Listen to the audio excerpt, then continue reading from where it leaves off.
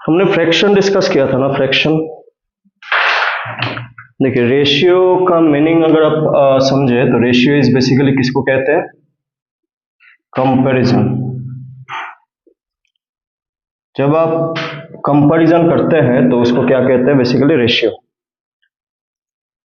और प्रोपोर्शन इसका मीनिंग होता है इफ रेशियोज आर इक्वल। ठीक है, रेशियोज आर इक्वल। कंपैरिजन कुछ एक एग्जांपल इस तरीके से समझते हैं, मान लेते हैं। सपोज से देयर इज से दिस वन पिज्जा रोटी जो भी आप समझ लें। सो दो दोस्त हैं ए और बी।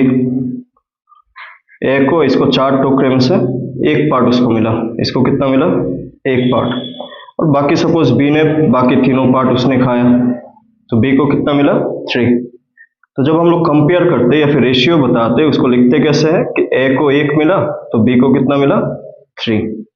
ये जो सिंबल है इस सिंबल को हम लोग क्या बोलते हैं? is to। और इसी सिंबल को किसके लिए यूज करते हैं? रेशियो के लिए। तो रेशियो बेसिकली कंपैरिजन ना, compare between any 2 values 3 values. ये तो चलिए 2 वैल्यूज है। मान लेते हैं एक एग्जांपल अगेन, किसी के पास 20 सपोज मार्बल्स थे ना, किसी के पास टोटल 20 मार्बल्स थे। उसने सोचा कि 3 दोस्तों में मैं इसको डिस्ट्रीब्यूट कर देगा। सपोज ए को 5 दिया, इसको सपोज 6 दिया, इसको सपोज 9 दिया। 5 + 6 11, 11 + 9 20।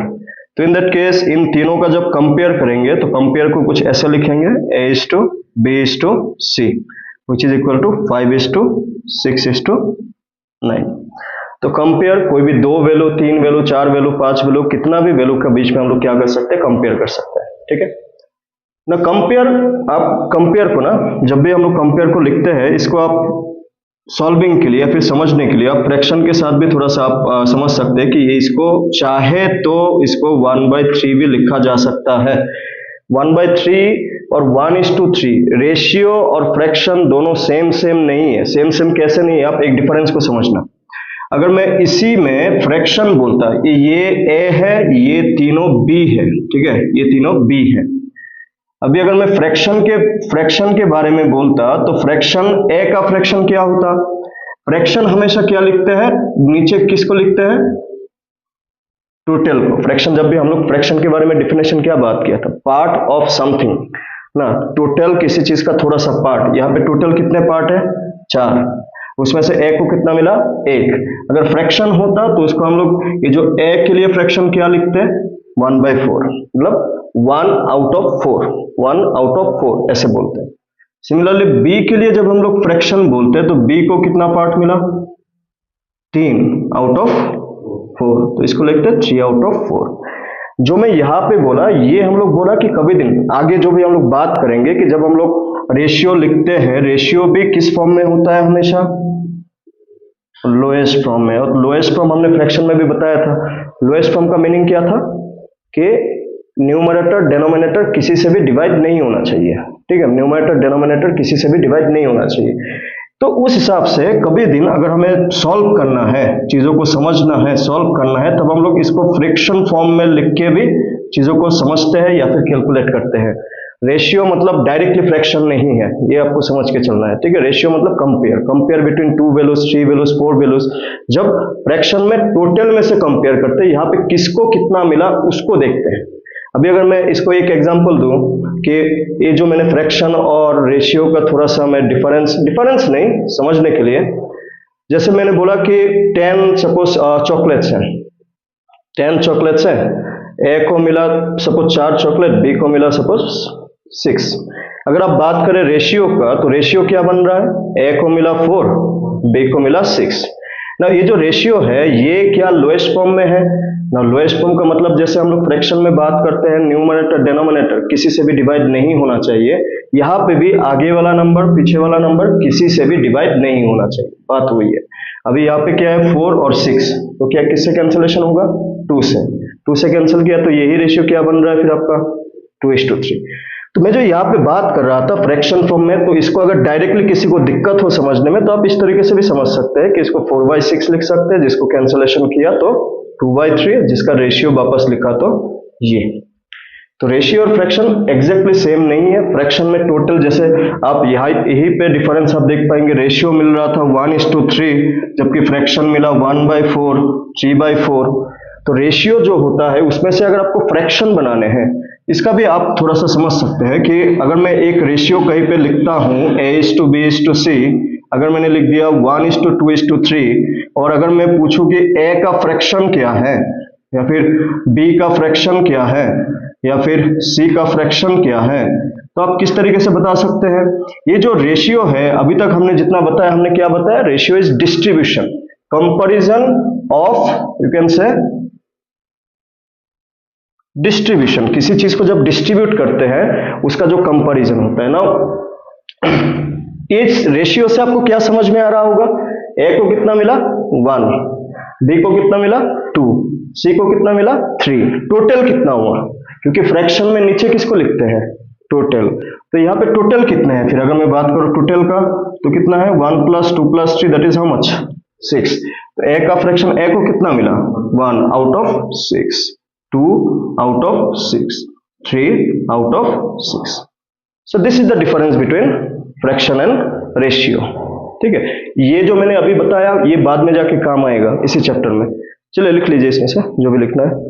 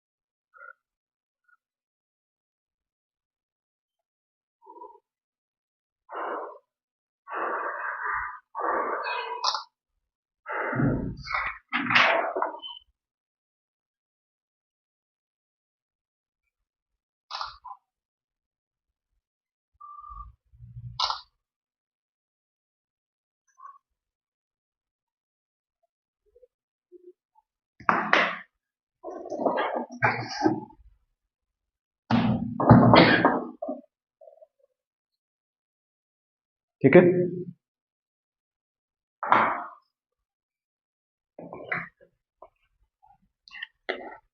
एंड प्रोपोर्शन का मीनिंग हमने क्या बताया? इफ रेशियोज आर इक्वल, इसका मैंने एक एग्जांपल ऑलरेडी आपको दिखाया, जैसे कि 4:6 है। एज आई सेड कि जैसे फ्रैक्शन लोएस्ट फॉर्म में होता है, ठीक वैसे ही रेशियो भी लोएस्ट फॉर्म में होना चाहिए। इसका कैंसलेशन क्या बना? 2:3, तो दे आर इक्वल, राइट। जैसे कि अगर आप इसको फ्रैक्शन फॉर्म में सोचे, एज आई सेड कि इसको अगर आप कैंसलेशन करेंगे तो क्या बन रहा है फिर? 2/3। तो इसी इक्वल साइन को हम लोग क्या कहते हैं इस टॉपिक में? डबल-2। इसी इक्वल साइन को हम लोग कहते हैं डबल-2, और इस डबल-2 का मतलब ही होता है प्रोपोर्शन। तो प्रोपोर्शन और रेशियो का मीनिंग ये दोनों है। अभी इसमें कुछ बहुत सारी छोटी छोटी चीजें हमें समझनी है। ये तो है डेफिनेशन, मीनिंग। अभी तक आपको सिर्फ मीनिंग को समझाया कि what is ratio, what is proportion, and what is the difference between fraction and ratio.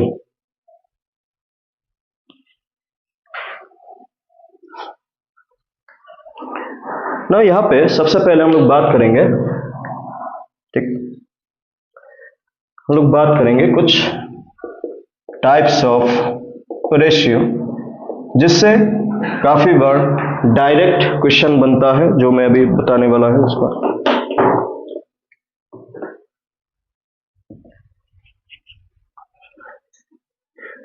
तो इसमें कुछ टाइप है, अगर मैं पहले टाइप को लिखूं, इसका मीनिंग भी मैं बताऊंगा। सबसे पहले है डुप्लीकेट रेशियो, फिर है सब डुप्लीकेट रेशियो, फिर है ट्रिप्लीकेट रेशियो, फिर है सब ट्रिप्लीकेट रेशियो, फिर है inverse of a ratio, and the last one is compound ratio. हर एक को समझ जाएंगे अभी with example. Duplicate meaning is square, आप इस तरीके से याद रख सकते हैं, स्क्वायर, सब duplicate, square root, triplicate, cube, सब triplicate, cube root, inverse, reciprocal, and compound fraction, product of numerator by product of denominator. Now इसका example one by one. Suppose there is a fraction, there is a ratio से 2:3, ना there is a ratio से 2:3। Now इसका जब हमें duplicate ratio निकालने के लिए बोलेगा, डुप्लीकेट रेशियो इसका क्या हो जाएगा, as I said square, that is 2 square is to 3 square, that is 4:9। Duplicate ratio directly the square. सब डुप्लीकेट स्क्वायर रूट से there is a ratio 4:9। Suppose इस रेशियो क्वेश्चन में दिया हुआ, हमें पूछा what will be is sub duplicate ratio, तो sub duplicate ratio, तो sub duplicate mean square root, तो इस answer is square root of 4 square root of 9 which is equal to 2:3। Then triplicate, that is cube, say 2:3 again, its triplicate ratio is cube, 2 cube, 3 cube, 2 cube, 2 into 2 into 2, 8, 3 into 3 into 3, 27. Sub triplicate cube root, say 8:27, say sub triplicate ratio, it is cube root of 8 cube root of 27, that is 2:3। ठीक है। Inverse reciprocal से there is a ratio 2:3, इसका inverse ratio that is 3:2 inverse. Compound ratio, compound में हमने क्या लिखा, product of numerator, यहाँ पे तो न्यूमरेटर है ही नहीं, as already I told you कि हम लोग ऐसे सोच लेंगे कि ये फ्रैक्शन फॉर्म में है।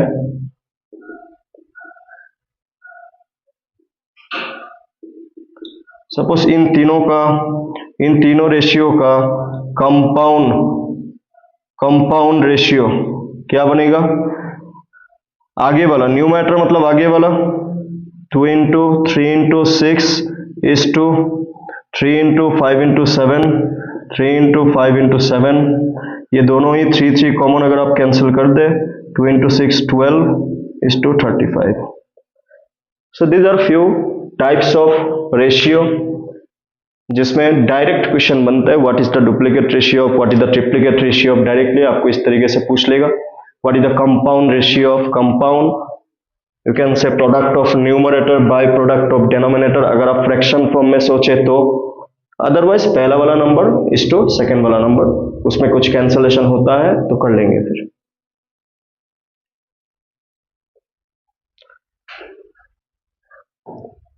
रेशियो निकालने के लिए भी ये लोएस्ट फॉर्म में जो हमें लाना है, वो लोएस्ट फॉर्म फ्रैक्शन टॉपिक के लिए भी इंपॉर्टेंट है, रेशियो टॉपिक के लिए भी इंपॉर्टेंट है। आपको रैंडम कोई भी एक रेशियो दिया हुआ होगा, बोलेगा लोएस्ट फॉर्म में लाने के लिए, या फिर ये रेशियो किसके साथ इक्वल है, किसके साथ प्रोपोर्शन है, यहाँ पे तो इक्वल तो नहीं कहते, प्रोपोर्शन किसके साथ है पूछेगा, तो मतलब कैंसलेशन करके जिसके साथ इक्वल होगा वो उसके साथ प्रोपोर्शन में होगा। एंड समझने के न्यूमरेटर बोल के लिखा हो, न्यूमरेटर तो प्रॉपर न्यूमरेटर तो नहीं है, फर्स्ट नंबर्स ऐसा लिख दीजिए, नहीं तो ये सेकेंड नंबर्स।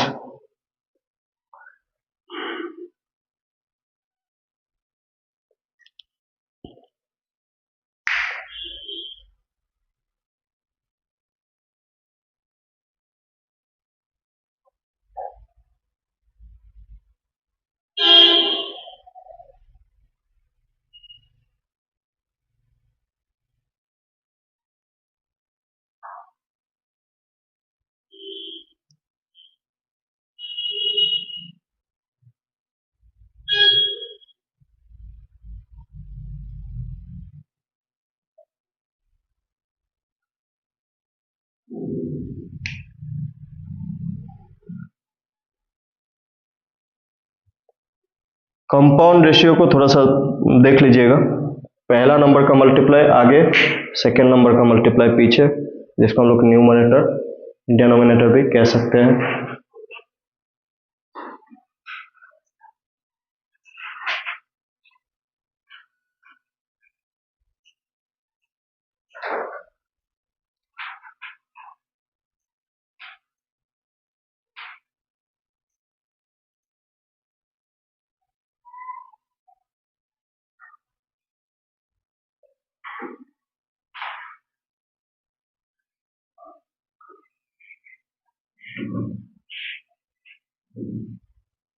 ठीक है,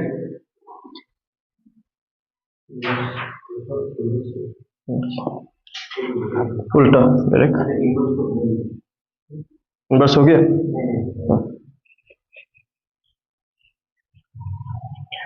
These are types of ratio. Now we'll see types of proportion. And उसके बाद क्वेश्चन पे जाएंगे। ये टॉपिक भी इजी टॉपिक है, डायरेक्ट क्वेश्चन बनता है। सिर्फ हमें जो छोटी छोटी टॉपिक है वो हमें क्लियर नॉलेज होना चाहिए। हाँ, इसका अप्लाई कैसे होना चाहिए, जैसे मैंने शुरू में ही आपको समझाया कि 1:2:3 का फ्रैक्शन फॉर्म क्या है। वो फ्रैक्शन फॉर्म से क्वेश्चन बहुत सारे बनते हैं, उस पर भी हम लोग आएंगे। हम लोग थोड़ा सा इसमें भी डिस्कस किया था। एलसीएम एचसीएफ में आपको याद है, एलसीएम एचसीएफ में जब कोई भी जैसे 1:2:3 दिया हुआ होता था, हमने कैसा लिखा था इसको, 1x 2x 3x। तो ये है बेसिकली एप्लीकेशन जो हमने पहले भी डिस्कस किया हुआ है, और इस चैप्टर में और भी इस टाइप का एप्लीकेशन हमें देखने को मिलेगा, और एप्लीकेशन से ही ज्यादातर क्वेश्चन बनता है। ठीक है, और टाइप्स ऑफ प्रोपोर्शन जो अभी बताएंगे उसमें से भी काफी क्वेश्चन बनता हुआ दिखता है हम इस टॉपिक से। नाउ जब हम लोग बात करते हैं प्रोपोर्शन के बारे में, as proportion means ratios equal ना, रेशियोस इक्वल। नाउ इस टॉपिक को 3 पार्टों में डिवाइड किया गया। सबसे पहला है as I said types of proportion, इसको टाइप्स ऑफ प्रोपोर्शन बोल के लिख सकते हैं, types of proportion. First one is third proportion, second one is mean proportion. मैंने तीनों एक साथ इसलिए लिख रहा है क्योंकि आप डिफरेंस को समझ पाए एक ही साथ, क्योंकि कनेक्टेड है तीनों। And this one is fourth proportion, fourth proportion ना। पहला डिफरेंस जो आपको यहां से समझना है कि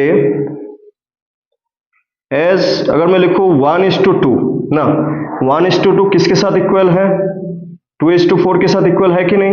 इन दोनों को अगर 2 से डिवाइड किया ना, 2 से डिवाइड किया तो क्या मिलेगा वापस 1:2। हमने एक टॉपिक किया था फ्रैक्शन में, याद होगा आप लोगों को, क्या नाम था, इक्विवेलेंट फ्रैक्शन। क्या था मीनिंग, क्या था इक्विवेलेंट फ्रैक्शन का, कि if we multiply same number with numerator as well as denominator, then we're going to get new fraction which is equivalent. Now उसी कॉन्सेप्ट से आप थोड़ा सा सोचिए, अगर 1/2 एज आई सेड कभी कभी सॉल्व करने के लिए, समझने के लिए आप फ्रैक्शन फॉर्म में सोच ले। अगर हमने 2 मल्टीप्लाई किया तो क्या बन रहा है 2/4, अगर हमने 3 मल्टीप्लाई किया तो क्या बनेगा 3/6 ना, it will go on like that. इसका मतलब हम लोग क्या बोल सकते हैं कि 1:2 इज प्रोपोर्शन टू 2:4, कह सकते हैं आराम से। या फिर ऐसे भी तो कह सकते हैं फिर 1:2 इज प्रोपोर्शन टू 3:6, ये भी तो सही है। या फिर अगर मैं इसको और भी आगे तक सोचूं, क्योंकि there are, as we have already told, कि there are infinite equivalent fraction can be there for a fraction. एक फ्रैक्शन के लिए इनफाइनाइट इक्विवेलेंट फ्रैक्शन हो सकते हैं। इसका एकदम बेसिक सा अगर आप समझना चाहें, जैसे मैंने इसको सपोज 2 पार्ट में डिवाइड कर दिया, अभी मेरा मर्जी ना, अभी 4 इक्वल पार्ट, 8 इक्वल पार्ट, ऐसे में अगर कंटिन्यू करूं, we can do as many numbers of equal parts we want to. तो इसका मतलब क्या बनता है, एक फ्रैक्शन का बहुत सारे इक्विवेलेंट फ्रैक्शन हो सकते हैं बेस्ड अपॉन आप किससे मल्टीप्लाई कर रहे हो। 4, 5, 6 नंबर खत्म नहीं होता तो फ्रैक्शन भी खत्म नहीं होता। उन्हीं में से आप जितना भी चाहे एक रेशियो का आप जितना चाहे उतना प्रोपोर्शनल रेशियो क्रिएट कर सकते हैं, जितना चाहे उतना। उनमें से जैसे मैंने इन दोनों को क्यों लिखा, जो यहाँ पे हमें समझना है वो इन दोनों से आपको समझ में आ जाएगा। जैसे कि अगर हमने 1 को ए लिखा ना, 2 को अगर मैंने बी लिखा, प्रोपोर्शन, यहाँ पे भी तो वापस 2 आया ना, तो 2 को अगर बी लिखा, इस 2 को मैं सी लिखना गलत हो जाएगा। Same value same alphabet, same value same alphabet. इसको भी मैं क्या लिखूंगा, बी, बिकॉज यहाँ पे भी 2, यहाँ पे भी 2, same number, basically same number. और इसको ये अलग नंबर, तो इसको हम लोग क्या माना, सी।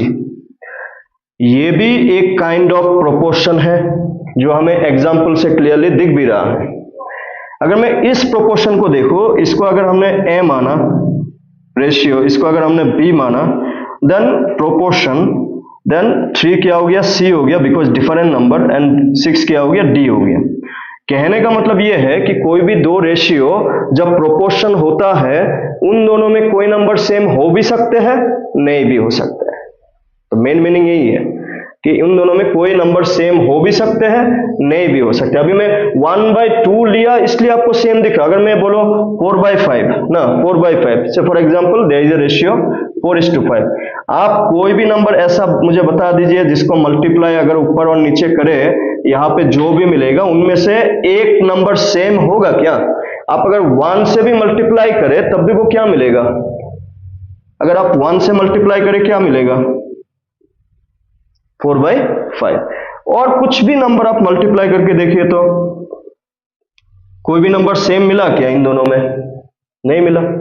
कहने का मतलब ये है कि सेम हर जगह पे हो भी सकता है, नहीं भी हो सकता। हमें उस बारे में उतना श्योर नहीं है। बट द थिंग इज, ये जो टॉपिक है इसमें ये थर्ड प्रोपोर्शन में यूज कौन सा होता है? A:B proportion B:C। मेन जो बताने के लिए मेन रीजन था कि प्रोपोर्शन जैसा भी प्रोपोर्शन थर्ड प्रोपोर्शन में नहीं आ सकता।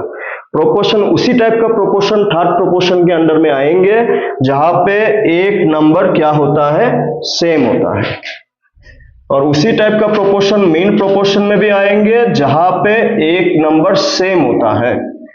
और फोर्थ प्रोपोर्शन में, क्योंकि नाम में ही फोर्थ है, तो चारों जो नंबर्स आएंगे इस प्रोपोर्शन में, रेशियोज में, चारों नंबर अलग अलग हुआ। तो मेन जो ये एग्जाम्पल समझाने के लिए रीजन यही था कि कहां पे कौन सा आएगा। नाउ यहाँ पे मैं एक बात और बता दूं, हम लोग जब भी कोई भी एग्जाम्पल सोचते हैं तो हम लोग इन जनरल डायरेक्ट नंबर को सोचते हैं, लेकिन फ्रैक्शन भी तो नंबर है।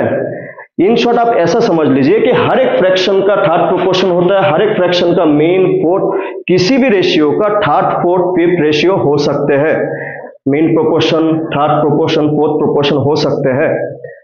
इस एग्जाम्पल को सिर्फ, चलिए इसका उतना काम नहीं है, ये सिर्फ मैंने आपको कहां पे कौन सा प्रोपोर्शन आएगा उसको समझाने के लिए ही आपको एग्जाम्पल तो दिया था। फिर भी आप चाहते हैं तो इन दोनों एग्जाम्पल को ऐसे लिख के रख दीजिएगा, ताकि किसी दिन अगर कंफ्यूज हो सेम कैसे आया बोल के, तो इस एग्जाम्पल को आप जरूर देख लीजिएगा ताकि कंफ्यूज ना हो। तो ये साइड में हो सकता है, आप लिख के रख दीजिए।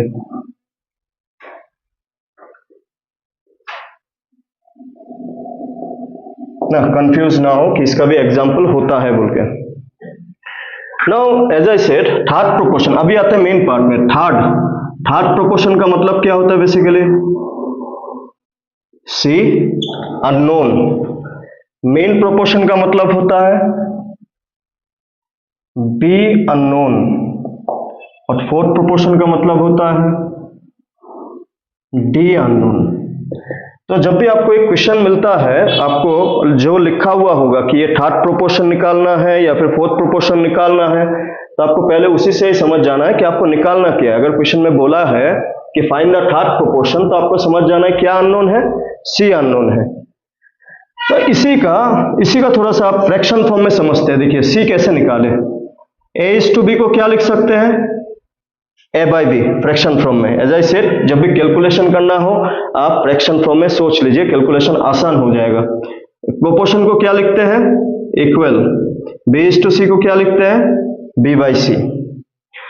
देखिए ये भी फ्रैक्शन है, ये भी फ्रैक्शन है, बीच में इक्वल साइन है, तो दोनों तरफ फ्रैक्शन बीच में इक्वल होने से हमेशा क्या अप्लाई होता है, क्रॉस मल्टीप्लाई। क्या हो रहा है, क्रॉस मल्टीप्लाई। क्रॉस मल्टीप्लाई होने से कौन कौन है, ए के साथ क्या मल्टीप्लाई हो रहा है, सी, बीच में क्या साइन है, इक्वल, और बी के साथ क्या मल्टीप्लाई हो रहा है, बी। हमें क्या चाहिए, सी। सी क्या हो जाएगा, इस ए मल्टीप्लाई इस तरफ हो रहा है, इस तरफ लाइए, बी इंटू बी बाई ए।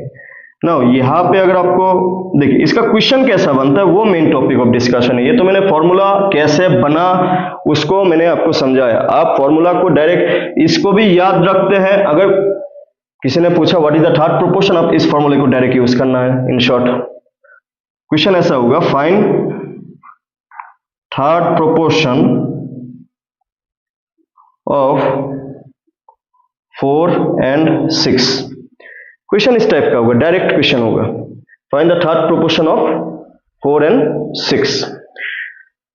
आपको यहां से एक बात समझ जाना है कि जब भी नंबर्स दिया हुआ होता है वो सीरियली जैसे पहले ए फिर बी फिर सी फिर डी ऐसे होता है हमेशा। ये जो दो नंबर थर्ड प्रोपोर्शन के लिए बोला उसमें से पहला नंबर कौन है, ए, सेकेंड नंबर कौन है, फिर बी। थर्ड प्रोपोर्शन का फॉर्मूला क्या है, C equal to B into B divided by A. तो B कौन है, 6 into 6 by A is 4, 36 by 4 9। That is third proportion for this question is, third proportion for this question is 9। तो ये है main बात। बाकी तो जो मैं पहले समझाया, रेशियो सेम होना नहीं होना, रेशियो कैसे भी हो सकता है, हम लोग समझने के लिए डायरेक्ट नंबर लेते हैं, ठीक है ना। रेशियो बहुत अलग अलग फ्रैक्शन फॉर्म में भी रेशियो हो सकते हैं, उस पर भी आएंगे क्वेश्चन, उस पर भी आएंगे ना। जब मेन प्रोपोर्शन है, अगेन सेम लॉजिक अगर यहाँ पे भी अप्लाई करें, आप एक समझ जाने से, अगर आप उनमें तीनों में से एक समझ जाने से बाकी भी आप डायरेक्ट समझ जाओगे, इसलिए मैं तीनों को एक साथ दिखा रहा हूं। यहाँ पे भी अगर आप क्रॉस मल्टीप्लाई करें, a into C equal to B square. As I said, mean proportion मतलब b अननोन, b का वैल्यू निकालना। यहाँ पे क्या है, b का स्क्वायर है ना, इसको अगर मैं ऐसे, ये क्या है b स्क्वायर, इस स्क्वायर को दूसरे साइड में शिफ्ट करने से क्या बनेगा, स्क्वायर को शिफ्ट करने से दूसरे साइड में क्या बनता था, स्क्वायर रूट बनता था ना। रिसेंटली हमने बात किया था इसके बारे में। तो ये है b का फॉर्मूला, या फिर आप बोले मेन प्रोपोर्शन का फॉर्मूला। फॉर्मूला कैसे बना वो आप समझ जाते हैं तो अच्छी बात है, फॉर्मूला याद नहीं रखने से भी आप खुद बना लोगे बेसिकली। हाँ, लेकिन अगर प्रोसेस नहीं समझना, डायरेक्ट फॉर्मूला समझना है तो डायरेक्ट फॉर्मूला को याद रखिए। Suppose find mean proportion of 4 and 9। Suppose mean proportion of 4 and 9। तो अगेन मेन प्रोपोर्शन का formula square root of a into C, पहला वाला a सेकेंड वाला c, सिंपल। पहला वाला नंबर a सेकेंड वाला नंबर c। तो 4 into 9, 4 into 9 how much, 36, 36 is the square of 6 and 6 is the mean proportion, 6 is the mean proportion.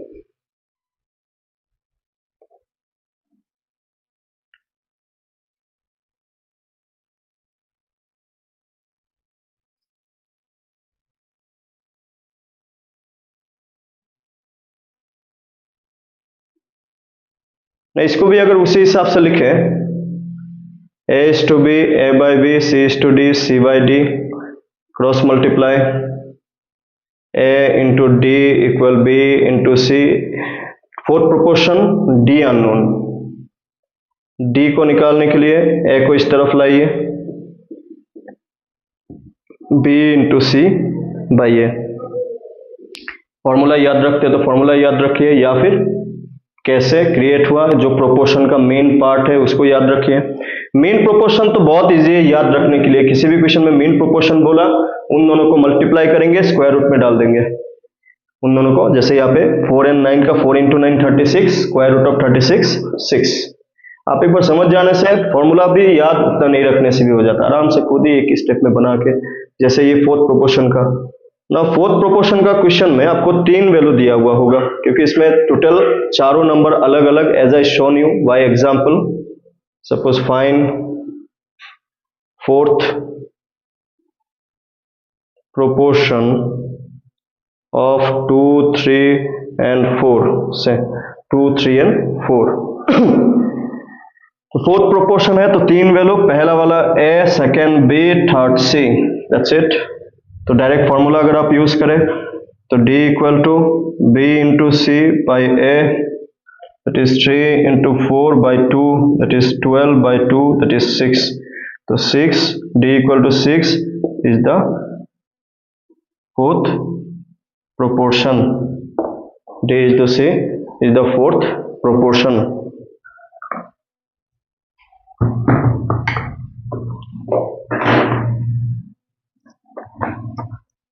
इसका photo खींच दीजिए तो फिर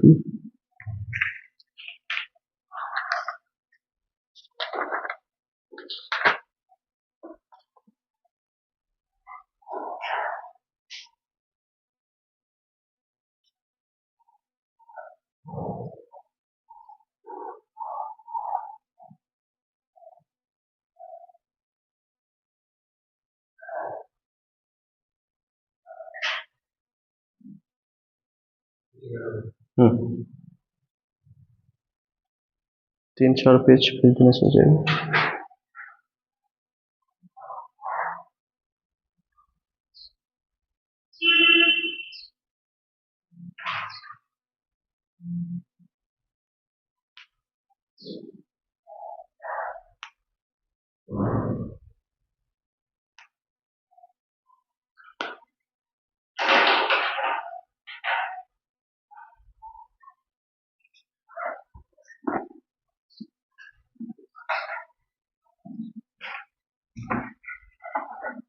ठीक है, मिटा दो.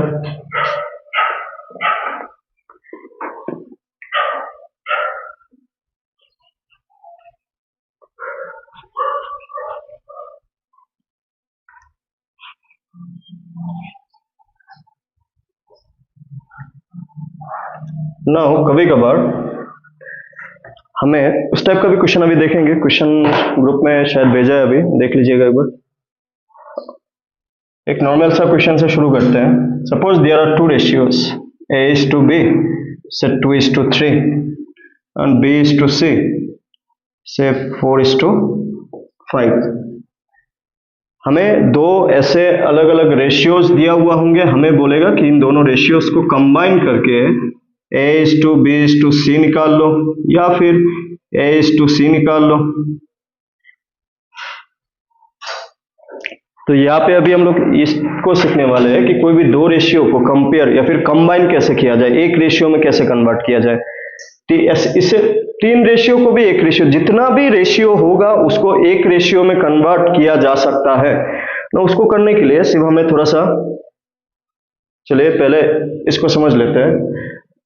इस क्वेश्चन में क्या लिखा हमने, A is to B, मतलब क्या, रेशियो को कन्वर्ट करने के लिए आप डायरेक्ट ऐसे याद रखिए, A is to B को क्या लिख सकते हैं आप, 2/3 ना, और B is to C को क्या लिख सकते हैं आप, B/C, हाउ मच, 4/5. जब भी किसी भी दो रेशियो को कंबाइन करना हो, हमें देखना है कॉमन अल्फाबेट कौन है. कॉमन अल्फाबेट कौन है, कॉमन अल्फाबेट को अगर आप सेम बना लिया तो बाकी बन जाता है बेसिकली. अगर इन दोनों में बात किया जाए, what is the common, common कौन है इन दोनों में, अल्फाबेट B. यहां पे भी B है, यहां पे भी B है. नाउ जब कॉमन अल्फाबेट हमें दिखाई दे, मेन मोटिव होना चाहिए कॉमन अल्फाबेट को सेम बनाना. किसको, कॉमन अल्फाबेट का जो वैल्यू है उसको आप अगर इक्वल बना सके तो काम बन गया. फिर इक्वल बनाने के लिए आपको किसका हेल्प लेना होता है, बेसिकली किसका हेल्प लेना होता है, एलसीएम का. तभी अगर बात किया जाए 3 और 4 का एलसीएम क्या होगा, 3 और 4 का एलसीएम बी कॉमन है, इसमें 3 और 4 है, तो 3 और 4 का एलसीएम कितना है 12, 3 इंटू 4 12। तो आपको करना क्या है, दोनों बी को आप डायरेक्ट 12 बना लो। कितना है 2 3, तो 3 के साथ क्या मल्टीप्लाई करने से 12 बनेगा 4। तो आप अगर डिनोमिनेटर में कर रहे हैं तो न्यूमरेटर में भी करना है, जैसे हमने फ्रैक्शन में सीखा था। इस तरफ b बाई सी, यहाँ पे b का वैल्यू 4/5, तो 4 के साथ क्या मल्टीप्लाई करेंगे 3, तो नीचे भी 3, 12/15। तो अभी मल्टीप्लाई करने के बाद a बाई बी क्या बन रहा है 8/9 एंड 8/12 और b बाई सी का वैल्यू क्या मिल रहा है 12/15। तो एक बार कॉमन अल्फाबेट सेम बन जाए तब कोई इशू नहीं है, डायरेक्टली आप तीनों को कंबाइन हो चुका है, तीनों को combine like as I said from the beginning, ratio means किसको कितना मिला उसका वैल्यू लिख देना है। और उसके बाद मैंने क्या बोला कि अगर कैंसलेशन होता है तो कैंसलेशन करते हैं, बट जब हमें दो रेशियो को कंबाइन, तो हमें जैसे ए का वैल्यू अभी कितना हो गया 8, बी का वैल्यू कितना हो गया 12 और सी का वैल्यू कितना हो गया 15। So this is the process to merge two ratios or more than two ratios। इसका और एक एग्जांपल हम लोग देखेंगे अभी। इसका वैल्यू क्या मिल रहा है फिर 8:12:15, A:C, A कितना 8, B कितना 15। इसका और एक एग्जांपल देखेंगे। चलिए इस बार 4 रेशियो वाला देखेंगे। उस A:B, 1:2, B:C, 3:4, C:D, 4:5। Suppose find A:B:C:D या फिर A:D।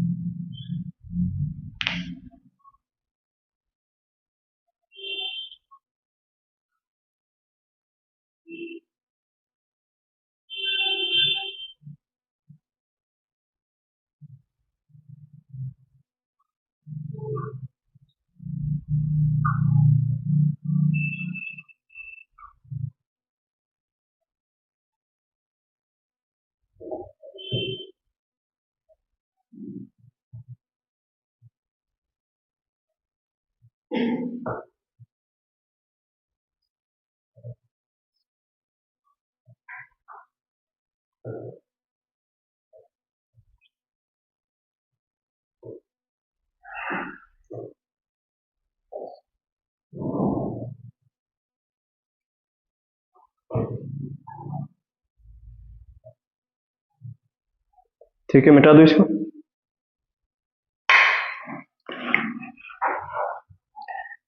एट ए टाइम आप लोग कोशिश करना, इसका डायरेक्ट फॉर्मूला भी है ना, डायरेक्ट फॉर्मूला में A B C multiply D ऐसा कुछ बहुत कुछ लिखा हुआ होगा जो आपको याद नहीं रहेगा। तो इसके लिए मैं इसको डायरेक्टली आपको एग्जांपल से समझा रहा हूं ताकि आप डायरेक्टली समझ पाए।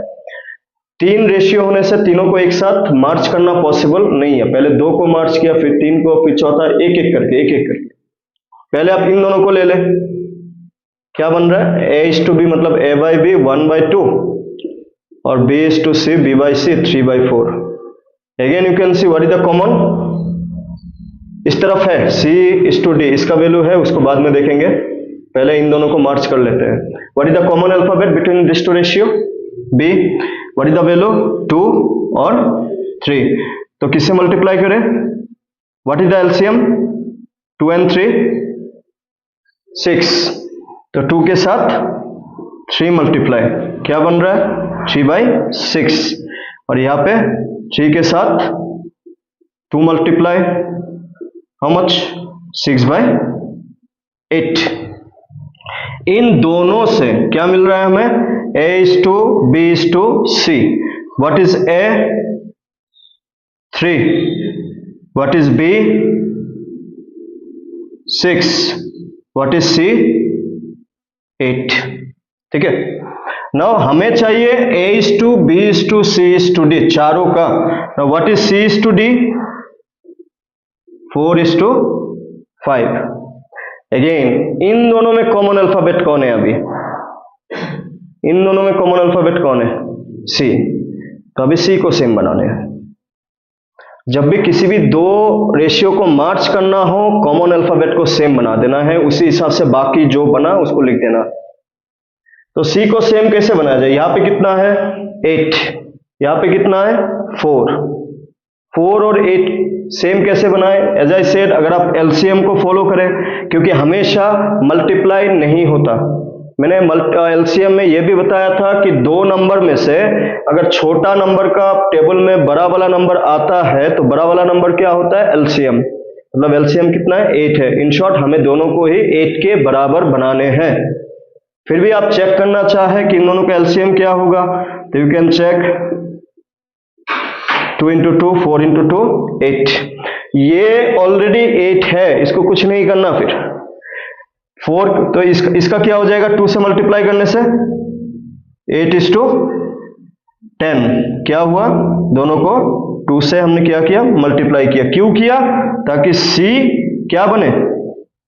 ताकि C क्या बने? सेम। तो जब C सेम बन चुका है तब तो कोई दिक्कत ही नहीं है। तो A का वैल्यू कितना है? 3, B का वैल्यू 6, C का वैल्यू 8 और D का वैल्यू 10। तो A:B:C:D is 3:6:8:10। इसी हिसाब से अगर आप A:D को बताए तो A:D कितना है? A कितना? 3, D कितना? 10, तो 3:10। इसको आप डायरेक्ट फॉर्मूला से भी कर सकते हो, लेकिन डायरेक्ट फॉर्मूला से आपको याद नहीं रहेगा बोल के, क्योंकि एक चीज जैसे इजी लगता है ठीक वैसे ही आप लोगों को सीखने को कोशिश करना है, क्योंकि सेम चीज को समझने के लिए अलग अलग तरीके होते हैं। तो डायरेक्ट फॉर्मूला आप कितना ही याद रख लोगे, बात ऐसा है ना। फॉर्मूला तो हर चैप्टर में आगे जाके और भी मिलेगा हमें। जो अभी तो नेक्स्ट हम लोग परसेंटेज करेंगे ना, उससे तो बहुत सारा फॉर्मूला मिलना शुरू होगा अभी फिर। तो ये चलिए उसको निकाल लीजिए जो हमने क्वेश्चन भेजा, ग्रुप में आया होगा।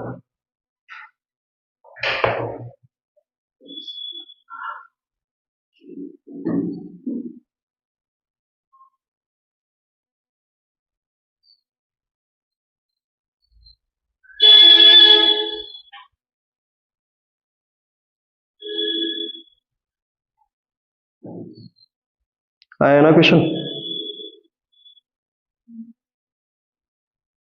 पहला पेज का क्वेश्चन तो देखिए हो ही जाना चाहिए लगभग, ऐसा लगता है मुझे।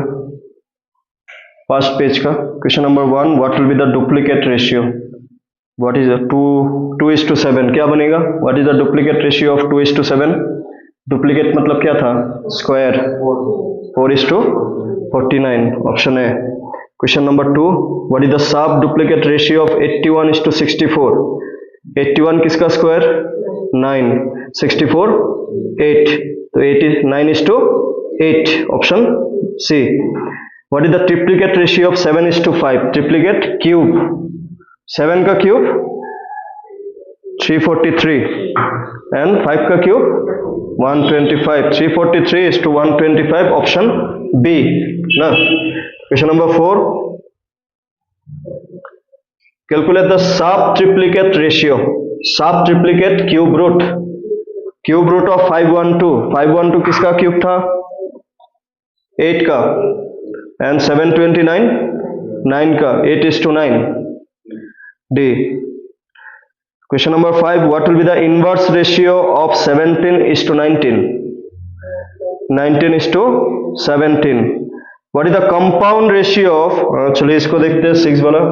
कंपाउंड रेशियो किसका किसका पूछा? 2:7, देन 5:3 एंड 4:7। तो इस तरीके से मैं इसलिए लिख लिया, मैंने एज आई सेड आगे वाला नंबर मल्टीप्लाई, ठीक है, एंड पीछे वाला number multiply.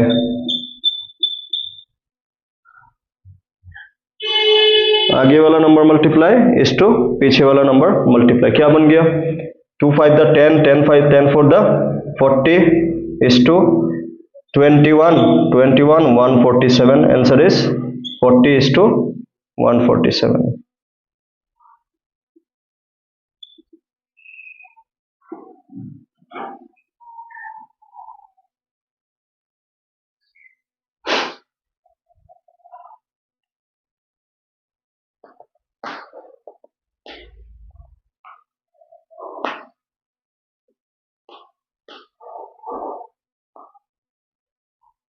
Question number 7. What is the third proportion to 9 and 45? Third proportion देखिए, एज आई सेड इसका डायरेक्ट क्वेश्चन बनता है. थर्ड प्रोपोर्शन का फॉर्मूला क्या था? Third proportion of 9 and 45. ये ए, ये बी. फॉर्मूला क्या था सी का? B into B by A. It is 45 into 45 by 9. 9 5 ना, तो C is 5 into 45 and that is 225.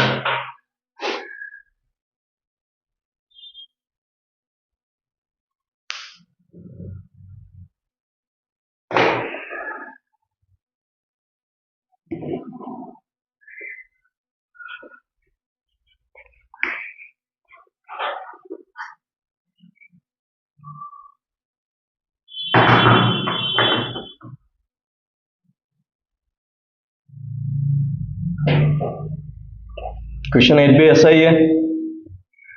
Fourth proportion of, इस बार fourth proportion to 4 16 7. Fourth proportion मतलब क्या अननोन था? डी. और डी को निकालने के लिए फॉर्मूला क्या था? B into C by A.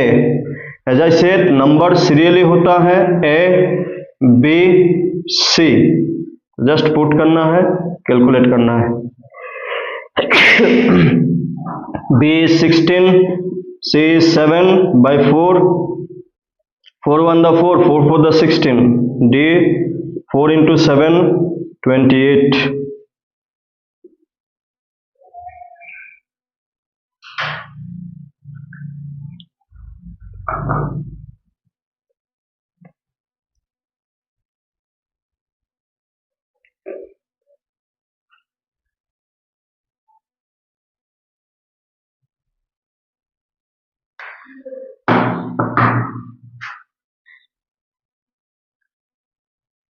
Question number 9. Find the mean proportion. तो you can see इन तीनों का डायरेक्ट क्वेश्चन एक के बाद एक. Mean proportion of between 9 and 64. Mean proportion किसको कहते थे? बी ना. This one is A, this one is C. Mean proportion का फॉर्मूला क्या बताया था हमने? B equal square root of A into C. ना यहाँ पे आपको एक बात और समझना है कि जरूरी नहीं, अभी अगर यहाँ पे आप अगेन आप सोचे कि मैं 9 और 64 को मल्टीप्लाई करेगा, उसके बाद जो आंसर आएगा उसका रूट ओवर करेगा, तो उसमें आपको अगेन ज्यादा टाइम चाहिए.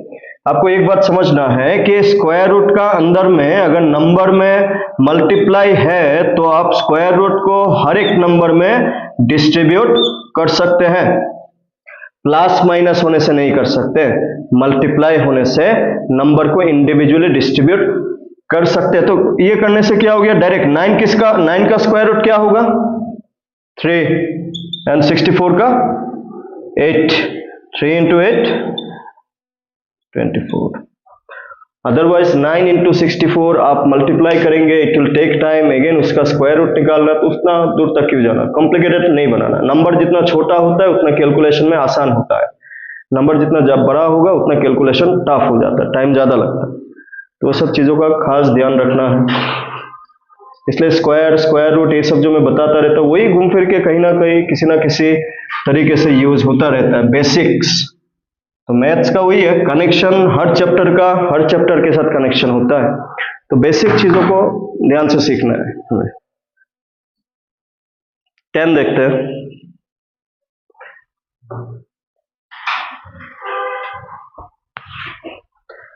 क्या बोला है इसमें? which number should be added to 7, तो 10 के which number should be added to, कौन कौन? 7, 17, 22 and 47, so that number become proportional,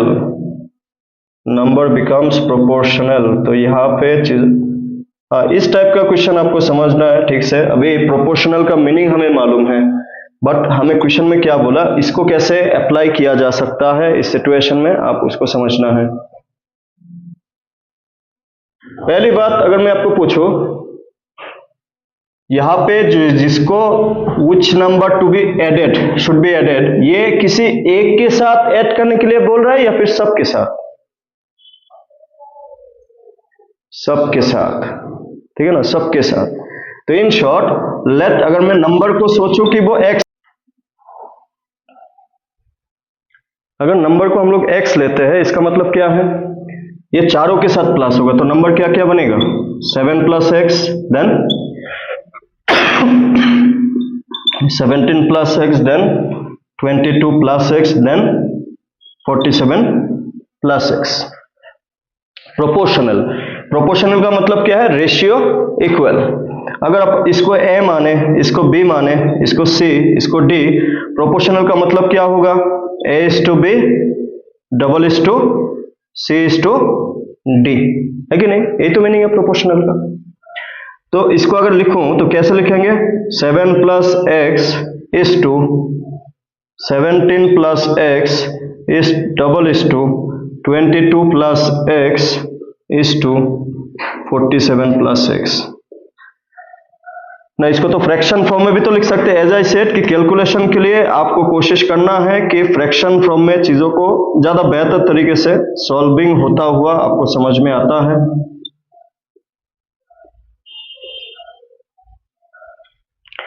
ना इसका आंसर अगर मैं आपको ऑप्शन में से बताऊं तो ऑप्शन में से आप चीजों को समझ सकते हैं, अगर आप थोड़ा सा चीजों को एनालाइज। चलिए उस पर भी मैं आऊंगा, पहले जो नॉर्मल सॉल्विंग है उसको पहले देख लेते हैं, उसके बाद आंसर से भी आंसर निकाला जा सकता है, उस पर आएंगे ना। इस स्टेप में क्या करना चाहिए, ये वाला स्टेप में अभी नेक्स्ट स्टेप इसका क्या होना चाहिए? क्रॉस मल्टीप्लाई, दोनों तरफ फ्रैक्शन तो क्रॉस मल्टीप्लाई हमेशा, ये ऊपर ये नीचे, तो क्या बनेगा? 7 plus x will go and multiply with 47 plus x, which में equal 17 plus x will go and multiply with 22 plus x। इस टाइप का सॉल्विंग आप लोग को आता है कि नहीं? ये सॉल्विंग जानना बहुत ही जरूरी है, क्योंकि आगे जाके हमें अलजेब्रा मिलेगा। इसका नॉर्मल सा सॉल्विंग है। देखिए ये जो 7 है ये पहले इन दोनों के साथ मल्टीप्लाई होगा, किस तरीके से? 7 into 47, पहले 7 47 के साथ, फिर साइन को भी देखना है, यहाँ पे प्लस यहाँ पे प्लस। मल्टीप्लाई में आपको एक चीज ध्यान में रखना है कि मल्टीप्लाई जब भी आप करें दोनों साइन प्लस प्लस है तो क्या बनता है? प्लस। एक प्लस दूसरा माइनस होने से क्या बनता है? माइनस, या फिर दोनों ही माइनस होने से भी क्या बनता है? प्लस। तो ये काफी इस टाइप का सिचुएशन में बहुत यूज होते हुए दिखता है। 7 into 47, फिर 7 जाएगा x के पास। इन शॉर्ट आप ऐसे ध्यान में रखिए, पहला नंबर हर किसी के साथ मल्टीप्लाई होगा, फिर सेकेंड नंबर आएगा वो भी हर किसी के साथ मल्टीप्लाई होगा।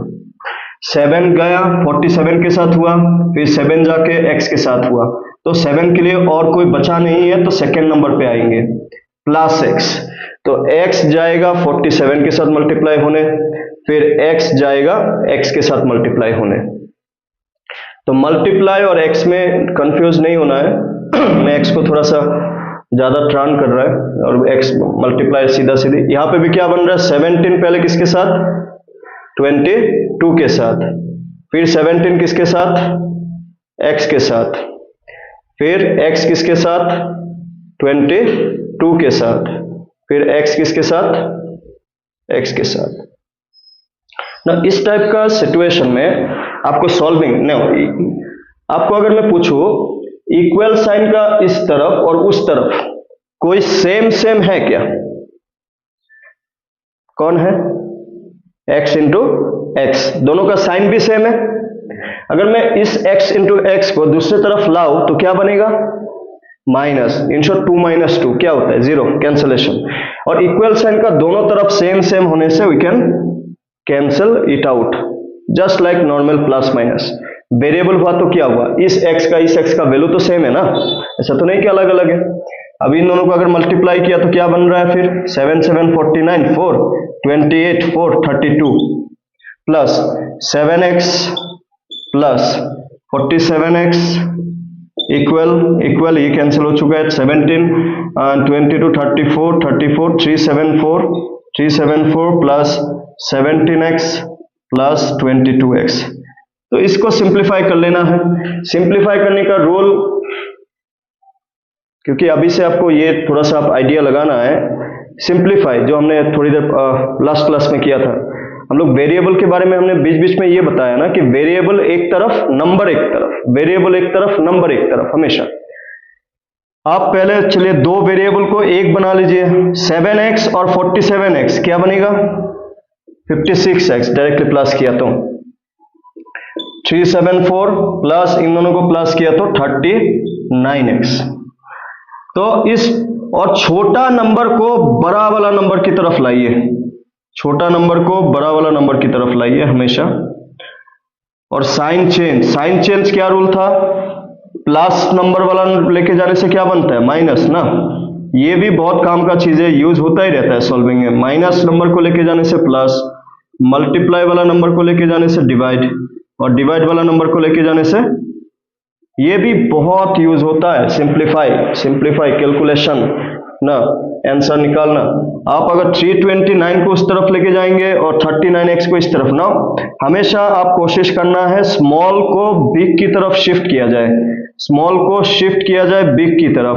और स्पेशली किसके लिए, वेरिएबल के लिए। नंबर के लिए करो या ना करो, लेकिन वेरिएबल में हमेशा आप ध्यान में रखना है कि जो छोटा में माइनस भी आता है, तो छोटा नंबर को आप जो बड़ा नंबर है उसके तरफ लेके जाने की कोशिश करना है। इसलिए 39 को इस तरफ लाएंगे, यहाँ पे 56x माइनस 39x, क्योंकि इस तरफ आएगा, इधर प्लस था, इधर आएगा माइनस, बीच में इक्वल साइन। यहाँ पे कौन नंबर है, 374। इस तरफ से आप किसको ला रहे हैं अभी, 329, तो माइनस 329। सॉल्विंग का हमेशा एक तरफ वेरिएबल एक तरफ नंबर, ये अप्रोच होना चाहिए हमेशा। जो भी आप स्टेप करें वो एक तरफ वेरिएबल एक तरफ नंबर, तब आपका जो आंसर है वो मिलेगा। 56 टाइम्स x में से 39 टाइम्स x, तो डायरेक्ट 56 माइनस 39 अगर आप करें तो 17x, 56 माइनस 39 17x, 17x का मतलब होता है 17 इंटू x। और 374 329 माइनस किया तो 5 45 45 14 6 45 45, कुछ कैलकुलेशन, 7 7 49 47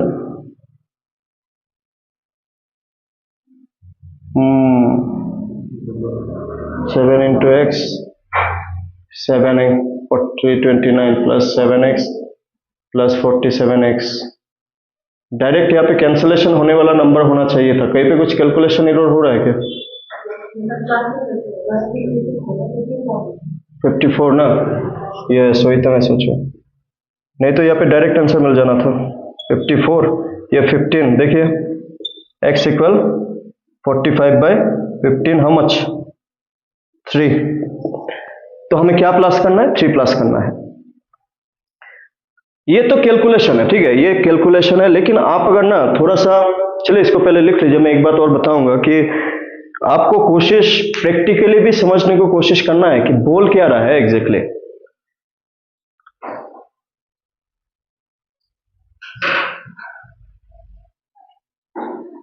इसको वेरीफाई करते। चलो ये जो मैं दूसरा वाला पार्ट आपको बता रहा हूं कि आप इसको भी समझने को कोशिश करना है कि आंसर से कैसे निकाला जाए। अभी जैसे कि आंसर 3 मिल गया और ऑप्शन में 3 है। अब यहां से सोचिए, अगर आप क्वेश्चन में बोला कि क्या प्लस करें ना, क्या प्लस करें ताकि ये चारों नंबर क्या बन जाए, प्रोपोर्शनल बन जाए। कुछ तो नंबर होगा, जैसे कि बोला जो भी ऑप्शन में हर किसी में प्लस करना है। आप अगर 7 के साथ 3 प्लस किया तो कितना बन रहा है 10, 17 के साथ 3 प्लस किया तो क्या बन रहा है 20। इन दोनों का रेशियो क्या बन रहा है, 0 0 कैंसिल, क्या बन रहा है 1:2। सिमिलरली आप 22 के साथ 3 प्लस करने से क्या बन रहा है 25। 47 के साथ आप 3 प्लस करने से क्या बन रहा है 50। इन दोनों का रेशियो क्या बनेगा, फिर 25 और 50 किससे डिवाइड होगा, 25 से होगा, क्या बनेगा।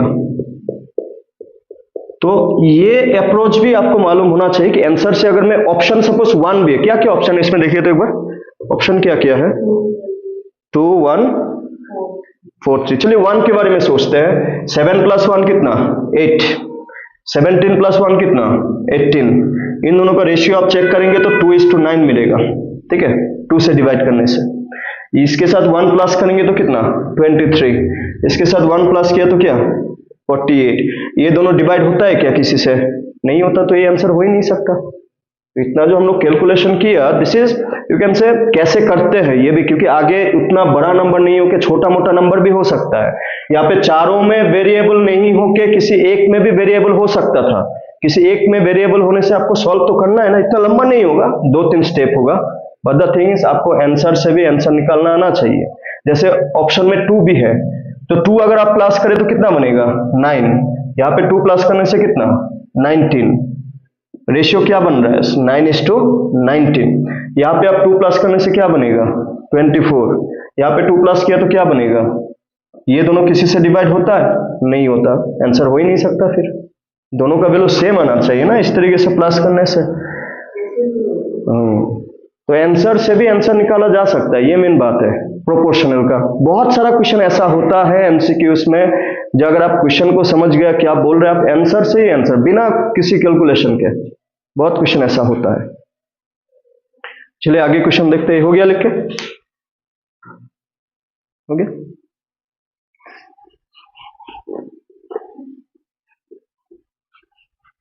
चलिए इसका नेक्स्ट क्वेश्चन देखते हैं।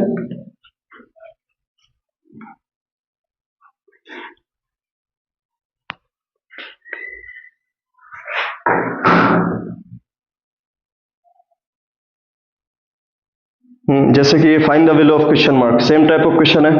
क्या लिखा हुआ है 11 - 9/11 = 11/9 डबल = 13/2 क्वेश्चन मार्क।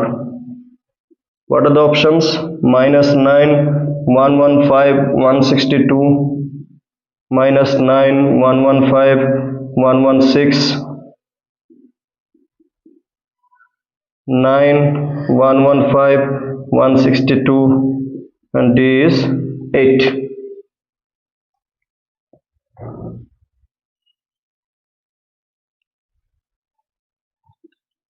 कैसे किए, कैसे कर सकते हैं इसको, रेशियो प्रोपोर्शन मतलब क्या, -9/11 बाय 11/9 इक्वल टू 13/2, और यही तो है रेशियो प्रोपोर्शन, यही तो है फ्रैक्शन फॉर्म में लिखने से, है कि नहीं। क्या करना चाहिए नेक्स्ट, क्रॉस मल्टीप्लाई। तो -9/11 into question mark equal to 13/2 into 11/9। Now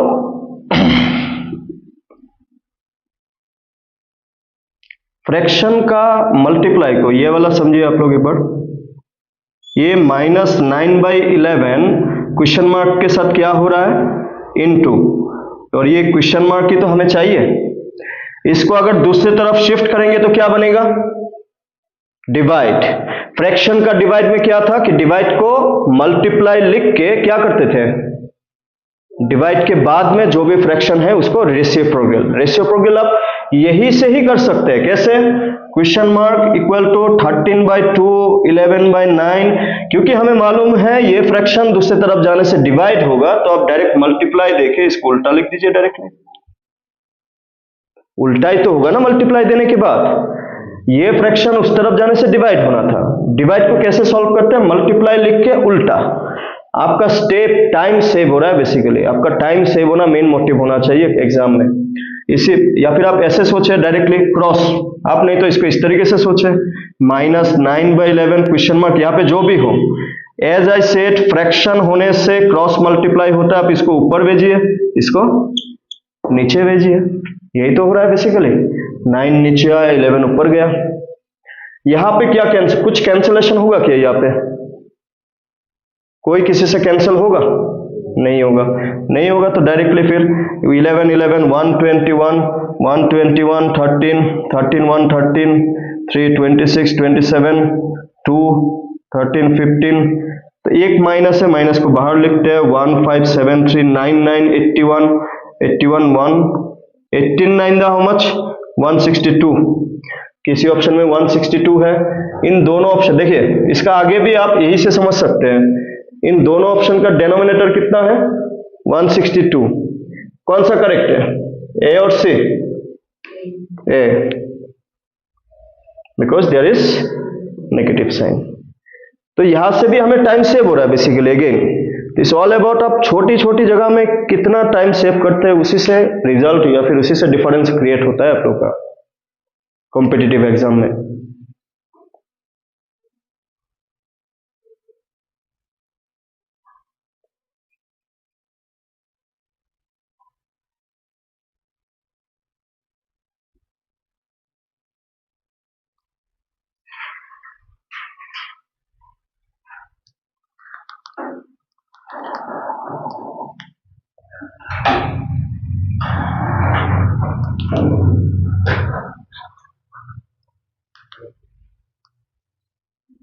होने पर नेक्स्ट क्वेश्चन पे जाएंगे। फिर क्वेश्चन नंबर 12 और 13 टाइप्स का क्वेश्चन अभी अभी हमने डिस्कस किया था, कैसे दो रेशियो को कंबाइन किया जा सके। तो उन दोनों को आप लोग वापस ट्राई करना। अभी हम लोग 14 पे जाएंगे। फिर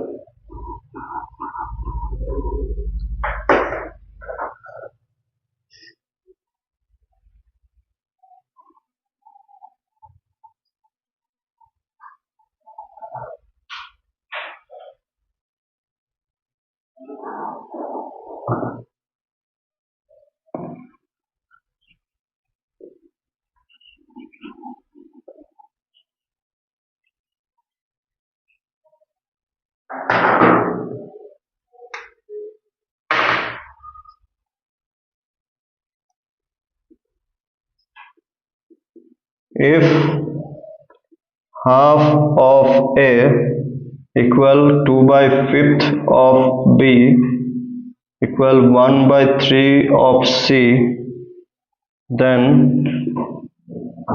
A is to B is to C question mark. What are the options?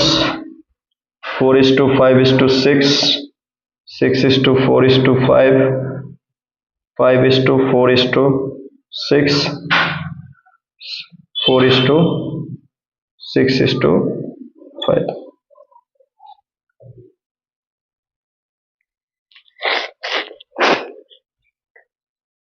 Initially हमने क्या बताया कि आपको ना A is to B is to C निकालने के लिए दो तरीके हमने बताया अभी तक। दो तरीके कैसे? एक तो शुरू से ही हम लोग बता रहे थे कि अगर आपको इंडिविजुअली ए, बी और सी का वैल्यू मालूम है तो आप उसका रेशियो निकाल सकते हैं। ये हमने शुरू से ही बता रहा था। दूसरा हमने क्या बताया था थोड़ी देर पहले, जैसे मैंने अभी अभी जिस क्वेश्चन को स्किप किया वहां पे क्या था कि अगर A is to B और B is to C आपको मालूम है तो उन दोनों को आप कंबाइन करके आप A is to B is to C निकाल सकते हैं। These are the two categories of finding the ratio of two or more numbers. Now यहाँ पे इन दोनों में से यहाँ पे सेकेंड केस तो वैसे भी नहीं है, दो रेशियो तो नहीं है। पहला केस में A, B और C तीनों का हमें इंडिविजुअल वैल्यू चाहिए। यहाँ पे आप एक चीज नोटिस करेंगे, इसको मैं कैसे लिख सकता हूं, 1/2 of means multiply A equal 2/5 B equal 1/3 C. अब एक चीज बताना कि हमें, क्योंकि सेकेंड वाला कैटेगरी से ये क्वेश्चन नहीं है, तो पहला वाला कैटेगरी में कैसे सॉल्व किया जाए। इन तीनों का वैल्यू क्योंकि इक्वल है, आप किसी एक के साथ इक्वल मान लेना, आप किसी एक के साथ इसको क्या मान ले, इक्वल मान ले। मेन मोटिव क्या होना चाहिए आपका, ए का, बी का, सी का, इन तीनों का वैल्यू अगर आपको मिलता है तो आपको मिल जाएगा आंसर। फिर इन तीनों, क्योंकि क्वेश्चन में इक्वल दिया हुआ था तो हमने इक्वल टू के लिया। नाउ कभी भी कोई भी दो तीन फ्रैक्शन आपस में इक्वल दे, उसको आप कोई भी एक इक्वल टर्म से ले सकते हैं, के ले, ए ले, बी ले, कुछ भी ले सकते हैं हम लोग। इसका मतलब क्या बनता है कि 1/2 इंटू ए का भी वैल्यू कितना है, के, 2/5 इंटू बी का भी वैल्यू कितना है, के, और 1/3 इंटू सी का भी वैल्यू कितना है, के। ए कितना हो जाएगा, एज आई सेड ये फ्रैक्शन है। दूसरी तरफ अगर आप मल्टीप्लाई फॉर्म में, अभी अभी जो इससे पहला वाला क्वेश्चन में हमने बताया था कि डिवाइड होगा, डिवाइड का मतलब आप उल्टा लिख दो, 2k डायरेक्टली, ए कितना 2k, नीचे 1 आएगा, नीचे 1 का कुछ काम है नहीं। बी कितना हो जाएगा, 5k/2, 5 ऊपर 2 नीचे। सी कितना हो जाएगा, 3k ना, सी कितना हो जाएगा 3k। आपको किसका रेशियो पूछा, A/B/C, क्या बनेगा 2k/5k/2 हाउ मच, 3k। के लिया, के कोई डिफरेंस क्रिएट नहीं करेगा अल्टीमेटली। देखिए एज आई सेड, रेशियो में चीजों को लोएस्ट फॉर्म में लाया जा सकता है। लोएस्ट फॉर्म का मतलब क्या है, जहां पे किसी भी नंबर से कैंसलेशन हो। के हम लोग लिया चीजों को अलग अलग बनाने के लिए, जब अलग अलग बन गया, ए मिल गया, बी मिल गया, सी मिल गया, तीनों को पुट किया, के हर किसी में काट दिया हमने, क्या मिल रहा है अभी, A/B/C क्या मिला, 2:5/2:3। यहाँ पे एक बात और समझना जरूरी है, जो रेशियो होता है उसको फ्रैक्शन फॉर्म में नहीं रखते। किस में नहीं रखते, नॉट इन फ्रैक्शन। अगर किसी दिन हमें फ्रैक्शन फॉर्म में मिलता है ना, आपको क्या करना है, जो डेनोमिनेटर है उससे हर किसी को मल्टीप्लाई कर देना है। अगर फ्रैक्शन फॉर्म में मिलता है, डेनोमिनेटर कितना है, 2 है, अब हर किसी के साथ अगर 2 मल्टीप्लाई करे तो क्या मिल रहा है, 2 मल्टीप्लाई क्यों किया, इस डेनोमिनेटर को गायब करने के लिए। तो क्या हो गया, 4:5:6 is the required answer.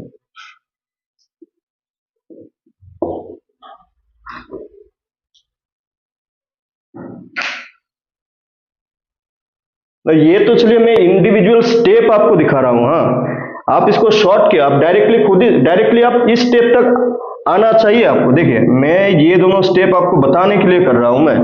Time आप डायरेक्ट, ये दिख गया तीनों इक्वल है, इक्वल टू के, तो a equal to 2k directly, b equal 5k/2, c equal 3k directly, आपको ये स्टेप आना चाहिए डायरेक्टली। अब इसको लिखने के लिए आपको टाइम नहीं मिलेगा एग्जाम में, ये तो सिर्फ अभी आपको समझाने के लिए मैं ये सब दिखा रहा हूं। अभी आपको डायरेक्ट ये स्टेप, डायरेक्ट ये स्टेप, डायरेक्ट वो स्टेप, 2 आया सबको। विद इन 3 स्टेप को देखने के लिए ज्यादा से ज्यादा आपको कितना, 10 to 20 सेकेंड्स, उतना टाइम आप इस क्वेश्चन में दे सकते हैं। तो उसी लेवल का ही आपको प्रैक्टिस करना है बेसिकली, कि 15-20 सेकेंड में ये क्वेश्चन हो जाना चाहिए आपका।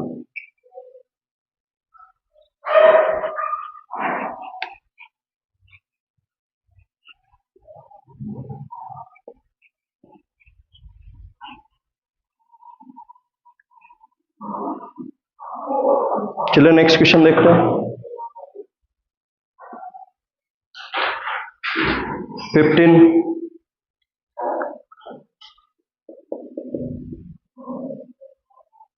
4a 5b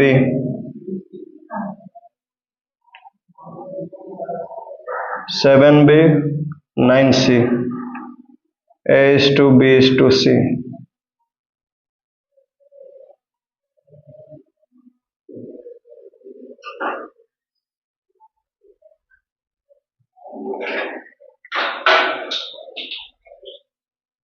as I said just now, आपके पास दो पॉसिबल ऑप्शंस हैं। एक तो है कि आप ए बी सी तीनों का वैल्यू अलग अलग निकाल ले फिर आप पुट करें, या फिर दूसरा क्या था कि दोनों रेशियो को आप कंबाइन करें। रेशियो कैसे लिखते थे? A:B को कैसे लिखते थे? A/B। ना आप मुझे यहां से एक चीज बताइए कि यहां से A/B लाया जा सकता है कि नहीं जा सकता? इसको आप ठीक से समझिए। हाँ, क्या हो रहा है ये एग्जैक्टली 4 इंटू ए 5 इंटू बी। आपको चाहिए A/B। एज आई सेड, तीनों का वैल्यू इंडिविजुअल मालूम हो तब कर सकते हैं, या फिर दो रेशियो अगर है उसको कंबाइन कर सकते हैं, ताकि दो में से तीन रेशियो या फिर चार जो भी ना। यहाँ पे आपके पास ऑप्शन है, क्या ऑप्शन है? A/B बनाने के लिए कैसे? ये B इस तरफ मल्टीप्लाई हो रहा है, आप इस तरफ लाइए, क्या बनेगा? डिवाइड। ना यहाँ पे A/B होना चाहिए, A के साथ और भी तो नंबर है, इसको आप शिफ्ट कीजिए दूसरी तरफ, ठीक है? क्या बनेगा? यहाँ पे A/B को इस तरफ लाया, क्या बनेगा? By B। इस तरफ कौन है? 5, किसको लाया तो क्या बन रहा है? 5/4। ठीक है, ये अभी क्या बन गया? A:B।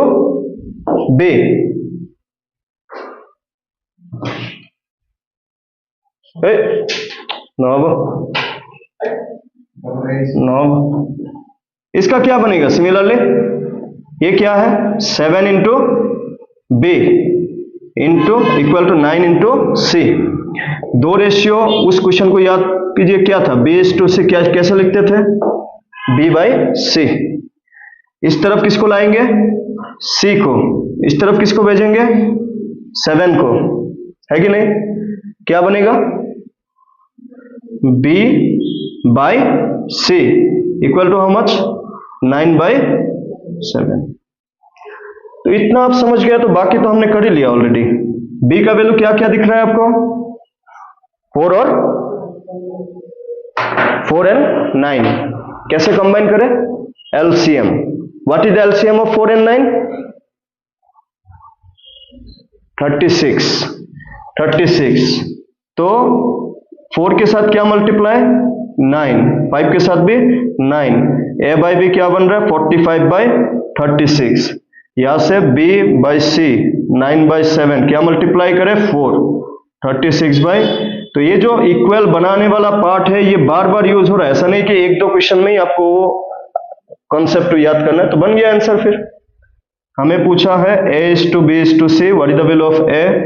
45, what is the value of B? 36 and the value of C 28 है कि नहीं? ऑप्शन में देखिए,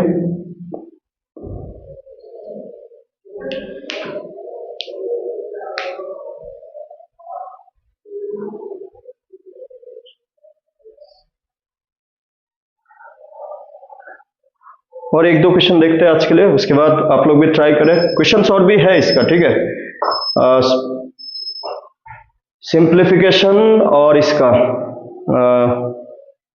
square and ratio and proportion, इन दोनों का क्वेश्चन आप लोग आज जाके देखें, ठीक है? उन दोनों से जो भी डाउट होगा वो कल डिस्कस करेंगे। परसों आप लोग का मॉक टेस्ट होगा। इस बार शायद मंडे को मैं प्रेजेंट नहीं भी रह सकता है, मैं प्रेजेंट नहीं होने से मैं बता देगा आप लोगों का। सैटरडे को लेकिन मॉक टेस्ट होगा। आप यहाँ ऑनलाइन में क्वेश्चन पेपर भेज देगा, अभी तक प्रिंटर नहीं लिया ना, इसलिए जेरॉक्स नहीं हो पाएगा। अभी ऑनलाइन में मैं क्वेश्चन बना रहा है, टाइप कर रहा है एक्चुअली। यहाँ पे भी कर सकते हैं आके, अगर आप यहाँ पे आके करना चाहे। 2 घंटा आप खुद को 2 घंटा ही रखिए, मतलब ऐसा रखिए कि 2 घंटा ही बैठेगा, कितना हो रहा है उस हिसाब से रखिए। जो नहीं होगा उसको तो बाद में हम लोग डिस्कस कर ही लेंगे उसमें, लेकिन आप मतलब ऐसा सोचिए 2 घंटा ही देगा, बिना किसी का हेल्प लिए, बिना कुछ मोबाइल यूज किए, कितना हो रहा है वो एक आइडिया आप खुद से ले, कितना हो रहा है आज का डेट में ना। वो यहाँ पे आके भी कर सकते हैं, आप घर पे बैठ के भी कर सकते हैं। उसका डिस्कशन जो नेक्स्ट क्लास होगा तभी होगा, इधर वो मंडे हो या फिर ट्यूसडे हो। हाँ, उसमें 2 घंटा ही बैठिए, वो मतलब आपके लिए वो सेटिंग रखिए कि 2 घंटा ही बैठेगा, 2 घंटा में कितना हो रहा है इस सेक्शन। और हमेशा ये फॉलो कीजिए, ये ट्राई कीजिए फॉलो करने को कि मैथ्स, चलिए मैथ्स का, जीएस का ज़्यादा से ज़्यादा 15 to 20 मिनट्स आप देने की कोशिश कीजिए, ठीक है। उससे ज़्यादा देंगे तो कहीं ना कहीं आपको एडजस्ट करना होगा। इंग्लिश को ज़्यादा से ज़्यादा 20 to 25 मिनट्स। उसी तरह रीजनिंग का भी कोशिश कीजिए 20 to 25 मिनट्स में खत्म करने को, तभी आप यहाँ पे जितना टाइम आपको चाहिए होता है उतना आप दे पाएंगे। एक अप्रोच है, इसलिए +-5, इसको आप फॉलो करेंगे तो कभी कभी होता है ना, क्वेश्चन पेपर लेंदी था, लेंदी बेसिकली सिस्टमेटिक वे में नहीं कि आप इंग्लिश में आधा घंटा दे देंगे तो ऑब्वियसली दिक्कत आने वाला है, मैथ्स आधा घंटा में नहीं होने वाला, तो उसमें आपको जो 10 मिनट्स 15 मिनट्स एक्स्ट्रा देना है वो आप किससे लेंगे, किसी ना किसी से तो लेना होगा। तो जीएस बेस्ट ऑप्शन होता है, क्योंकि जीएस मालूम है तो है, नहीं है तो नहीं है, वो होता है। तो होने से भी ये अप्रोच फॉलो कीजिएगा, जितना आप लोग फॉलो करेंगे उतना आपका टाइम टेबल ठीक रहेगा, फिर नहीं तो फिर वही है, 5 क्वेश्चन छूट गया मतलब भी आपका सिलेक्शन नहीं होगा ना, यहाँ पे एक एक क्वेश्चन का मैटर होता है फिर। और मिनिमम वही 85 क्वेश्चन अगर आपका करेक्ट बन रहा है then you can say of selection, minimum 85 question 100 में से। 16 देखते हैं।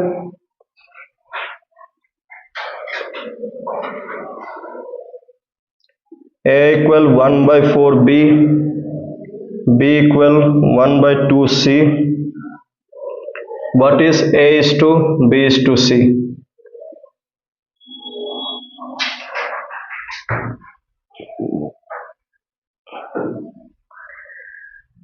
Okay, this one will be our last question for today. बाकी भी आप लोग थोड़ा सा प्रैक्टिस करें। डाउट क्वेश्चन कल सिर्फ डाउट क्वेश्चन ही करेंगे, हम लोग डिस्कस करेंगे, तो आप लोग थोड़ा सा बैठिए आज जाके ना, सिंप्लीफिकेशन का भी, इसका भी। इसका कुछ टाइप्स ऑफ क्वेश्चन हमने अभी तक डिस्कस नहीं किया, जो मैं शुरू में ही बताया, फ्रैक्शन ना, फ्रैक्शन में कैसे, वो तो मैं दिखा देगा, उसका कोई इशू नहीं है, वो हमने थोड़ा सा एलसीएम एचसीएफ में डिस्कस किया था उस लॉजिक के बारे में, जो सेम लॉजिक ही फॉलो होगा। यहाँ पे कौन सा सही रहेगा, ए बी सी तीनों का अलग अलग वैल्यू निकालना या फिर रेशियो को कंबाइन करना, क्या लगता है आप बताइए तो, इन दोनों में से कौन सा सही रहेगा इस क्वेश्चन को करने के लिए? रेशियो को कंबाइन करना, ठीक है ना। ये कब होता है, ये तीनों में कनेक्शन, एक ही कनेक्शन होगा तीनों में, तब जाके ये वाला होता है। जैसे हमने इस टाइप का सबसे पहला वाला क्वेश्चन जो किया था, इक्वल टू क्या लिया था, जो जहां पे तीनों में एक ही कनेक्शन है, तब आप ये वाला अप्लाई कर सकते हैं, तीनों का वैल्यू आप निकाल सकते हैं। अगर उसको दो दो पार्ट में दिया हुआ है तो मतलब रेशियो को कनेक्ट करना, रेशियो को कनेक्ट करना मतलब किसको इस तरफ लाए, फिर बी को, क्या बनेगा, ए बाई बी हाउ मच, 1/4। यहाँ पे किसको लाए, सी को, क्या बन रहा है, बी बाई सी इक्वल 1/2। यहाँ पे बी 4, यहाँ पे बी 1 और 4 का एलसीएम 4, तो इसके साथ क्या मल्टीप्लाई कर दें, 4, क्या बन रहा है, 4 बाय हाउ मच, 8। तो ए इज टू ए कितना है अभी 1, बी कितना है 4, बी कितना है 4, सी कितना है 8। This is the correct answer, ठीक है। तो आज प्रैक्टिस कीजिए इन दोनों टॉपिक का, कल बताइए जो जो भी डाउट्स होगा, कल डाउट्स के बारे में ही डिस्कशन करेंगे। सो टुडेस क्लास यही तक।